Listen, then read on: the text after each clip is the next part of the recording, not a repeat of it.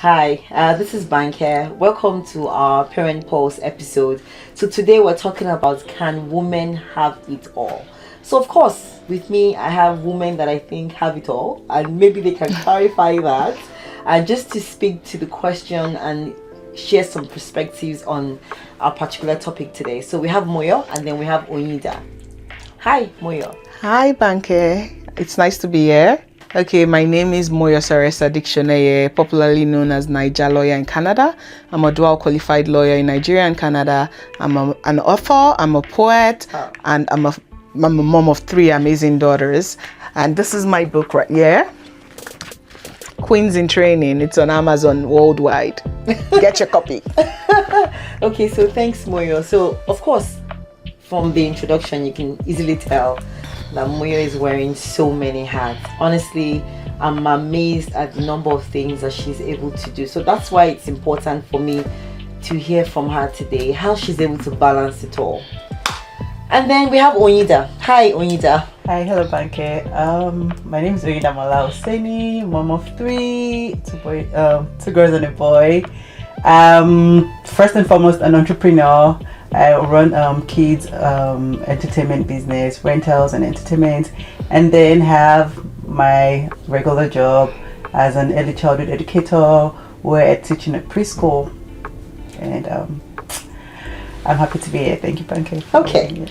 So the first question, you can see, I'm the founder of Niger Tutors Connect. I do have my regular job that I do 9 to 5. I'm also a mother. I'm also a wife. I think we're all wives.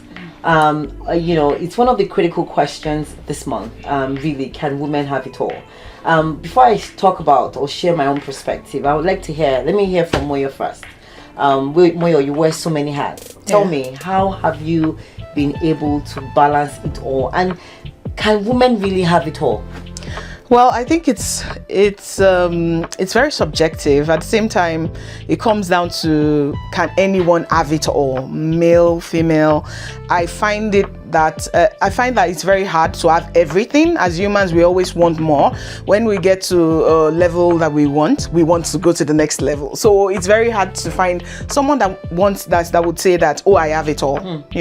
So I find that having it all, in my mind, in my subjective and personal view, is having a balance, having my family, having my job, and having my social circle, and just finding a way to create a cocktail of these important things in your life, so much so that one does not affect the other in a very negative way. So let's talk about balance, right? Because you want to balance being a wife, being a mother. You want to go to work, but you want to run your business. You want to do all of these things all at the same time.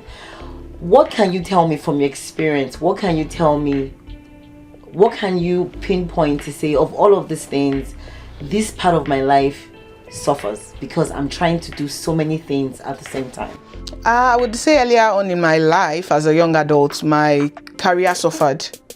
And I wouldn't say it's not even a negative thing in my mind. I mean, I would say I was doing it slow and steady. How they say slow and steady wins the race. So with my career, I was doing it slow and steady. While before I got married, I had dreams. I was going to be working in big fours, the big law firms, all these movies.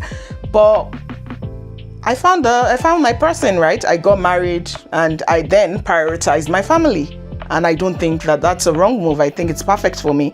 And I prioritize my family to the stage where I feel my children are able to be independent, where I can then carry on with my career from that point. And I don't think at the end of the day, the career didn't suffer. As a matter of fact, I went back with the big force and more matured and more prepared for life. So at the end of the day, it's not stopping one to get one. It's more of pausing it, face one, then go back to the other and find a way to balance it at the end of the day. Okay, that's a nice perspective. So Oyinda, let me ask you, because I know you're a mother of 3, to a point as to women having to pause, because I find so many of us have to pause, just take care of our families, get our kids to a point. Do you feel that some people are able to unpause, or do you feel that when you achieve that pause, it then becomes a way of life for you, and then you eventually lose out. You're not able to get back into your careers, because some mothers do find it difficult to unpause from taking a pause and getting back into the rhythm and having a career. So do you feel like in your own perspective it's easy to pause and unpause? So for me, because I was in that stage where when I started having a family, I paused my career as well. And my career being self-employed. So imagine as you have your own business, but you still have to like take a break from putting everything in it, because you just want to have that time for your children. And I think again, it's more of experience from growing up. My mom, amazing woman, but because she wanted to give us the best, right? We had nannies taking care of us, but she was like into her business.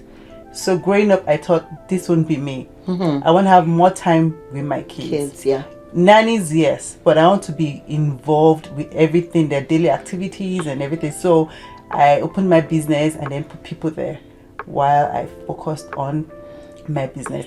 Now, unpausing it was very hard, because it was, you kind of get used to that chilled life. When I say chilled, having kids is not chilled, but chilled in the sense that you work with your time and your children's time.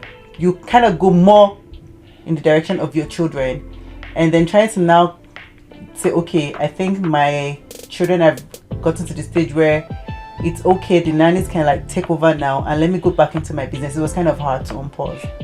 Okay. Because I got used to that very laid back, like what was just phone call while my business was like suffering, and it really suffered because I had people that used to work for me, steal some of my things.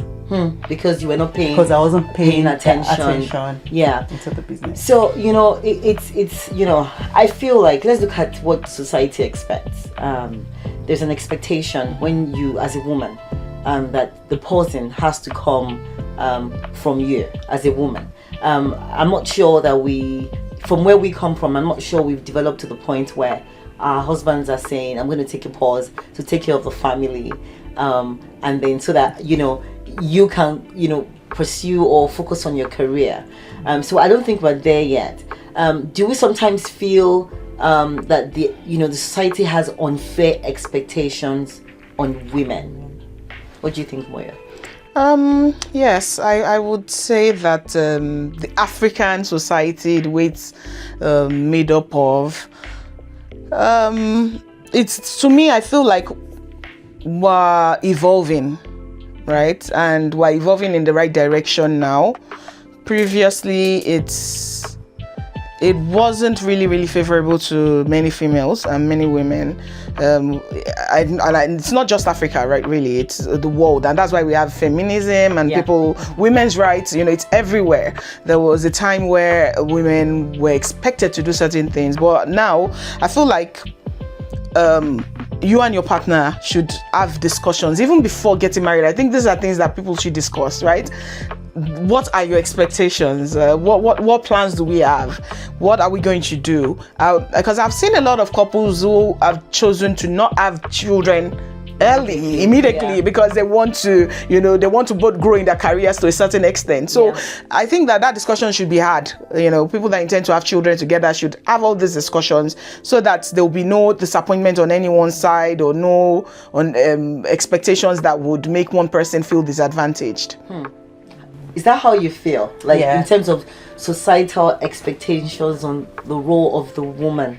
Like she said, right, we're Africans, let me focus on Africans, we're evolving and things are changing. And like you said, it's really important to discuss with your partner, because I find that most times, maybe it's the woman or the man, we kind of like shy away from discussing the future, like finances and whatnot. Just like when we have our business, we have like our aims, objectives, and I think before you get married, and because this is the person I want to spend the rest of my life with, we should have that discussion as well, like objectives, aims, what is purpose in life, right? Because once you're married and you find out that our thoughts are not aligned, it becomes a problem. Because I've seen where not every man would step back and watch the woman grow. That's a very key question. So if you ask me personally about expectations as to the role, how a woman can have it all, I say for those of us that are married, it's important to have those conversations before. But there is also power in marrying someone that wants to support you, right? Even as you grow old, there's power in having parents. I'm not gonna lie, my parents supported me when I was growing up financially. Like, oh, I want to try this business. They give you seed capital to start. So some people have a head start. So when you say a woman can have it all, yes, but it also depends on the level of support, right? So if you're growing, the level of support you get from your parents. If your parents are lucky enough and blessed to support you, you're very lucky. Some people don't have that level of support. Now, let's fast forward to when you get married, right? Some people, like you said, their spouses or partners are not comfortable with seeing them grow, right? And that's a major issue. So you have this great idea, it's telling you no, you can do it, gives you all the 1 million risks in that business. Like, so for me, I would say one of the things that has helped me to really achieve a lot is first for my parents, because they supported me financially, and that's something I'm never gonna lie about. So I'm very grateful. And then when I also got married, I also have a partner that was very keen on my growth. And so when I had a business that I wanted to do, we would talk about it. We would talk about the risk. We would talk about it. And then once both of us are aligned as to what we want to achieve, it gives me the push, and that's it.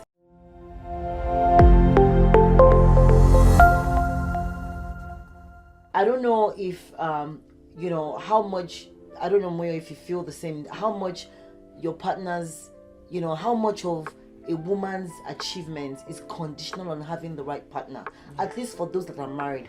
I totally agree with that. I always say that your partner is going to make or break you.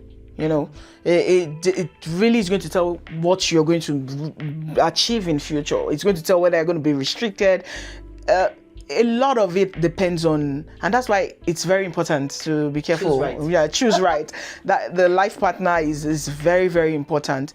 I'm very blessed, as in, just like you, I've got an amazing family support from my parents to my siblings and my husband. Everybody knows my husband is very supportive of me with everything I want to do. I'm a very restless woman, and most people would see from the outside and know that the man is definitely, my husband is definitely handling a lot. And for me to end up doing them is because I have that support. Yes. Because if I had a husband that was not supportive, I say, oh, I want to do Nigeria lawyer in Canada today. Oh, I want to write a book tomorrow. I want to write another by exam tomorrow. Like, not everybody would be patient enough to, support you or encourage you. And we have to know that when we take on all these projects and these tasks, it's not easy on the family, on your spouse, on your children, on your family. I was asking it's not. That, what really suffers when you're in this, in this aspiration to have it all. Whether you like it or not, it's difficult to find a balance. Like, it as is. much as you like, for example, I've been trying to, to go to the gym for 2 years. I can't find the time to pull. So whether I like it or not, that side of my life suffers. Like, just taking time out, 1 hour, 2 hours in a day, taking a walk, exercising, I can't even find the time. Because if I'm not chasing this business, I'm chasing, I'm trying to, hold a ParentPulse show. If I'm not doing that, I'm trying to be a wife, I'm trying to cook. Which is why, like you said, if you don't have that level of support, something is going to suffer. Yes. Like, everybody knows that, there's expectation as a wife to make food available, and sometimes there's never enough time in the day. So imagine if your husband is waiting for you to finish work, finish your business, so that's why it's important to choose the right partners that can key into your dream, and you guys can support each other, because he also has his dream, but you also have a dream. Definitely. So for you, Oyinda, I don't know, is there any part of your of trying to find balance that you think, if only I had enough time to do this, what would it be? It would be honestly my job. Because I'm grateful. like both of you, my parents, my husband, very supportive, very, very. And I said my job because my husband is one person that, just like Moyo, I'm very restless, and I'm like, I think I want to go to baking school. He's like, are you sure that's what you want? Yes, that's what I want. Okay, fine. And he's like, okay, yeah, what do you need? I need this. He gives to me. But then that thing, when he's like, my kids, right? So it really slowed me down in terms of achieving what I'm grateful to God for where I am today, obviously, but it's just I wish I had, early on tried to balance and then I'm not a superwoman, but I like to do things by myself. Mm-hmm. So I delegate things, right? You can't do it all. So I wish I had done that, like in terms of caring for my kids. Mm-hmm. I would want to go buy stuff I used to buy things from China, but because I didn't want to leave my kids behind that trip, I'll squash that trip. And then so do you feel that honestly kids slow women down? No, you just have to find that balance we're talking about. Especially when I was in Nigeria, I had all the help. My mom would be like, bring the kids to me. But you wouldn't want to do that. Yeah. But now I wish I'd listened. Well, it's not everyone that has the support system. Yeah. Yes. So what do you do when you don't have, a family, a mother or husband to support you, and you have kids? So say you're a single mother, and we have lots of them, Mm-hmm. right? And it's not anybody's fault. That's just the way life is. You're a single mother, you don't have the right support system. Maybe your parents have even stopped talking to you because you're even a single mother. Mm-hmm. What do you do? Does that mean that life ends? No, life doesn't. So what end. would you say to people like that don't have the right support? Because not everyone does. I would say that they should find a way to, as in it's hard to say because I'm not in that situation, so I'm speaking from the outside. But what I would say is that they should find a way to always self-develop in a way that, thank God, the world is evolving. COVID came with so many negative things, but it also came with some positive things, where many things are now accessible online. So if you're a single mother and like for now you're incapable of maybe going out to work for long hours or something, I would suggest that use that time as a schooling period for yourself. Self-develop. Like if you're transitioning from one career pathway to another, like accumulate as many things as you can. The children really need you more at a certain age group. Mm-hmm. By the time they're able to go to school, you would have achieved you would have achieved some things. That's just what I would say. Do you feel that way? Okay, yes, because I'm not a single mom, but I moved to Canada with 3 of my kids by myself during COVID, and it was really hard. But this was how I was able to. Thank God there was the before and after school program, right? So I put them in the before and after school program and did my course online. So I was able to transition. I never did early childhood, nothing in education. I was able to transition from being a businesswoman to actually learning. And when they're in school, I developed myself by going to school as well. It was online school, and when I had to go in person, I'm grateful for the system that has like the before and after school program. I put them in the before and after school program. So and I find out that single moms, or if you're just a parent by yourself, we kind of find it hard to ask for help because we think people are going to judge us. You know what? Take that risk. Ask for help. I was in your own similar shoes as well. I lived in Canada by myself before I relocated with my husband. And, sometimes it was very hard, especially when you have to be the one to pack your snow. Like, we talk about balance, but nobody ever prepares you to be a woman and a man at the same time. You have to have the numbers of the plumbers, electricians, you have to be the DIY person, you have to be the one to make food, you have to be the driver, you have to be everything. And still you have a job that you have to do. So like you said, if you're single, you have to be open-minded and find the right relationships that can provide you with the right support. So you be the right support for other people. You find that people would also support you. Yes.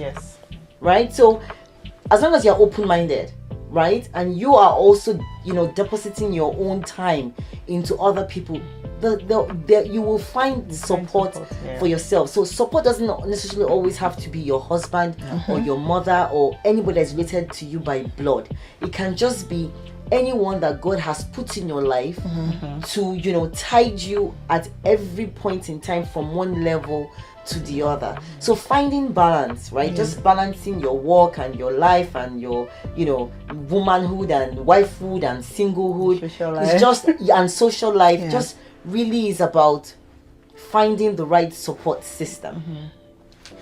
Now, let's talk. We've talked about how the impact of your spouse. We've talked about finding the right support. We've talked about societal expectations of women in general. If there's one more thing that you would like to achieve, let me talk to you, Moyo. When you were writing this book, Queens in Training, I know to write a book requires 100% attention, and as you grow older, you find it more difficult to really as you have more responsibility, it's very difficult to find time to do something as writing a book. What was the thing that you found most challenging and fulfilling about writing this book, Queens in Training? I would say fulfilling first. Many of the things I've put in here are like life things, right? I have 3 daughters and I see them grow. And sometimes as people who live in diaspora, we tend to forget that we're not just settling in as adults. The children also have their own settling in. They have their adjustments to do, and a lot of the things in the book came from me seeing my children settling in a country where now there's an identity as a black child. There's an identity that there's white people, because they're coming from Nigeria where most of the people in their class, in short 100% in my children's class, were black. Right, so there was no worry about I'm being treated a certain way, and so it's fulfilling for me to see them grow out of that cocoon of struggling at first to be themselves, have the confidence that they need, and be successful at the immigration thing themselves too. I mean, they have become immigrants and they've settled in and they're okay in class, and now they're even getting awards and they're being recognized for their hard work and their resilience. And so the fulfillment for me when I see my children, Mom, this is about me. I told you this, and you've put it in a book. And I'm saying yes, because I want your experience to help other people, to help other children, other kids. And the hard part for me was just getting it done, just like the things we've been talking about. You have so many things, you have so many deadlines, you have your distraction, you have your job, you have your business, you have community service, which is big for me, and you have my family life, so just getting that time to finally put everything together. We read, and I'm someone that I will read, I'm like, oh no, I'm going to start this over again, so that was really hard.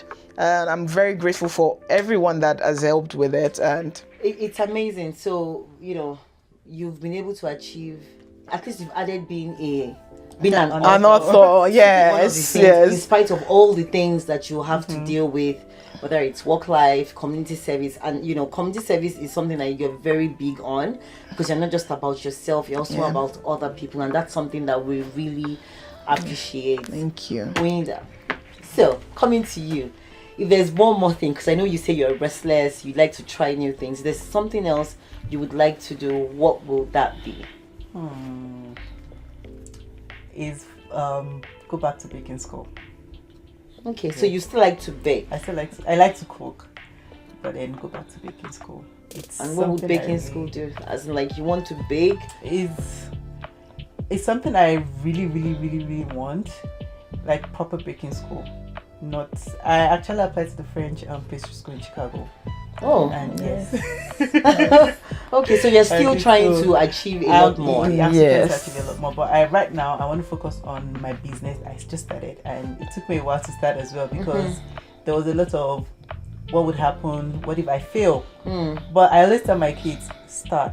if you fail, then you go back and see So what you're happened. learning by your own So I'm example. learning. Okay, so that's amazing. There's a lot to unpack in this fear. I feel like as women, we suffer this thing more, even in the workplace. You know, the men are never afraid to raise their hands up for promotion, even if they don't deserve it. Sometimes, the women, even when we deserve it, we feel like we're not qualified for it. So I see, you know, fear play out in a lot of women's lives, just not being sure how, you know, how to grasp what they really want. And I'm hoping that, you know, as we begin to evolve and we begin to know that women are achieving and women are actually achieving. 100%. Honestly, the more people know that women are achieving a lot more, maybe that can help a lot of people come out of the fear. Like, I had a fear of being on camera. For so long. Community service is something I've always wanted to do. I've always thought about how can I, when I was going to do my PhD, I was thinking, how can I use my knowledge, my PhD knowledge, to change the educational system in Nigeria? I never knew I was going to leave. I wanted to go back to Nigeria. I wanted to be a minister of education. I wanted change at a much higher level, right? But I couldn't do that. Yes, I left Nigeria, yes, and I have. But now I'm trying to use ParentPulse as a platform to help other parents. So for me, that is my own community service, right? So in spite of my fear, that, you know, and you know, yeah, come on, this thing is work. Having to face this camera and talk, it's a lot of work, right? But you know what?